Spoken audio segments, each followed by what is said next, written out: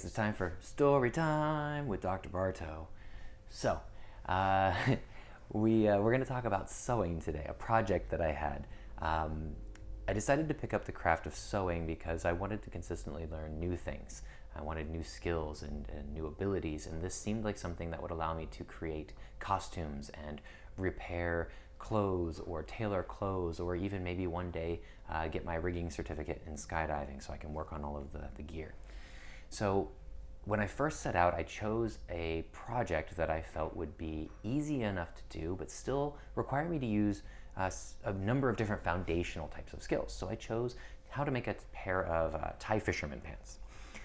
So tie fisherman pants, for those of you who are not aware, are pants that you wrap around, you tie, and you fold them. You know, this project was broken up over the course of weeks, and I would do a couple hours here and a couple hours there. But the point of this is I took the time to trace out the patterns, to sew the pieces together, and along the way, my sewing skills are not the best yet, but I'm learning, and things sometimes didn't always line up just right, and I had to figure out how to make things fit.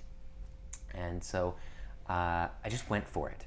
And I've heard this from other people for making video content or learning new skills. It's always, don't wait for it to be perfect, just send it, just do it.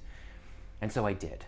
And I ended up sewing it together almost all the way, and then realized, oh man, like it was unfinished fabric on the inside, so when you folded it over the belt, it didn't really work well. It didn't look right.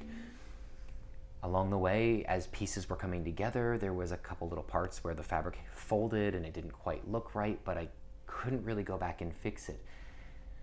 When I got done with the project, I ended up with a fairly good looking pair of pants. They fit fairly well. The hems that I did on the bottom of the legs weren't a two-step fold, they were just one, so I had raw edges hanging out on the inside, and there was a couple points where the fabric didn't line up just right.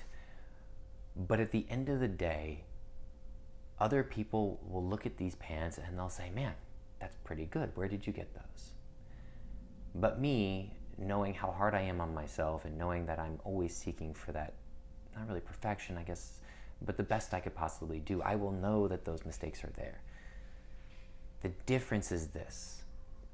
The mistakes that we make in life, and they will happen regardless of who you are, the best of the best and the worst of the worst, always, everybody makes mistakes.